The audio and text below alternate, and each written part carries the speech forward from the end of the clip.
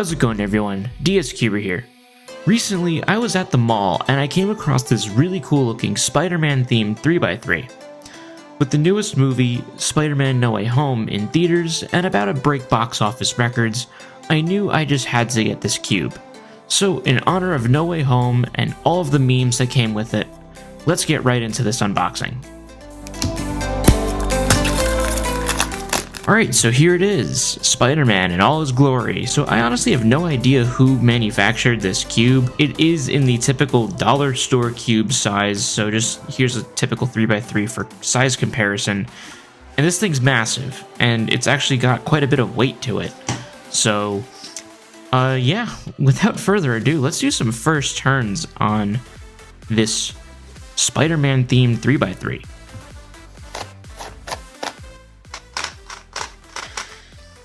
And just as I expected, it's incredibly stiff. Do a checkerboard pattern. Here's what that looks like. So I have to say, I really like the stickers on this thing. They're like really nice quality. They've got this nice like glossy sheen to it, so the light reflects off of it pretty well. The contrast is really nice, especially on this yellow face. So you've got the yellow background and then Spider-Man in his red and blue costume, and it stands out really nicely on this.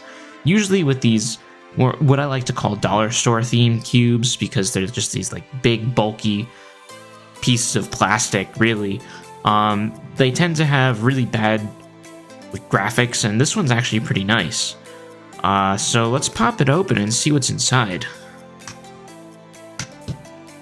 Wow, so I'm genuinely surprised. This actually looks like it can have its tensions adjusted. Let's try to pop off one of these caps.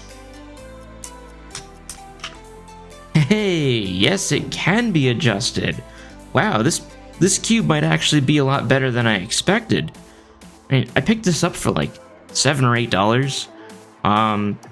So it's not, you know, your traditional dollar store cube where it's literally $1, but no, I'm genuinely surprised. Yeah, so I'm gonna go ahead and lubricate this and tension it, and I guess you guys will see a solve of this soon. 1 minute, 37 seconds later. Alright, so this is future me here. Immediately after I cut the video, I popped off the top layer, and then I gave this cube a liberal application of this Maru lube. Now, this stuff is like old, and I don't even think you can buy it anymore, but Maru lube was like the gold standard of silicone-based lubricants, like way back in the day. And I bought a couple bottles of this big Maru lube, and they've lasted me a long time, and honestly, I'm glad that I still have some left, because after just a liberal application of it to this cube, it turns so much better. The creakiness is gone. It's silky smooth.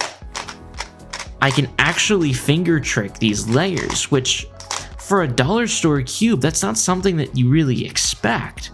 Yet, this thing is performing amazingly.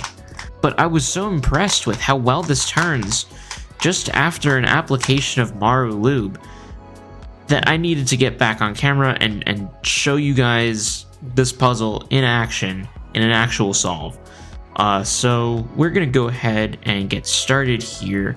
So much later that the old narrator got tired of waiting and they had to hire a new one. Just to demonstrate the algorithm that I have to use to orient the edges, the centers at the very end. So you see I have Spider-Man, this is fine, but this is not.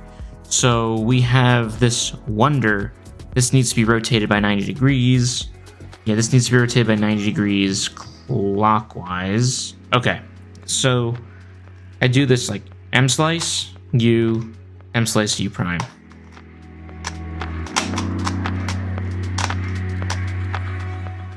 Alright, so with that algorithm, now Spider-Man is fine, his arm is now connected, it's not completely dismembered. The word Wonder is now connected here. This face is fine. That only leaves this face. where you can see the SP is disconnected from the IDEY. So we leave this on the top face, and then we do RU, R prime U 5 times. Just like that. Our Spider-Man cube is 100% done. So that solve definitely took a little bit longer than I expected. I think for future reference from doing a solve on this puzzle, I should absolutely try solving on one of the duller faces first, so probably something like this.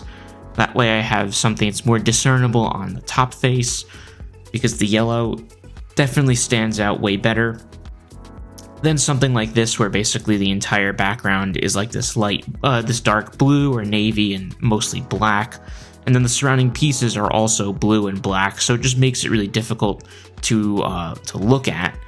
But other than that, I'm actually really impressed with this cube. Like, it's just smooth. It's decent. Like, I'm very surprised.